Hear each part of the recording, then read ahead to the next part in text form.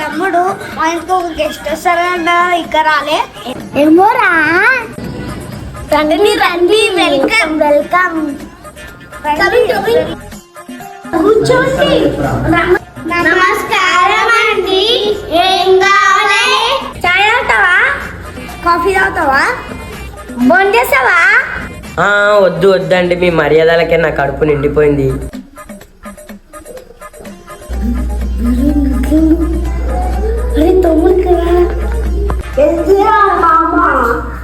వాడు ఎవరో దొంగ రాకుండా చూడండి, గుంటేసుకెళ్ళారా.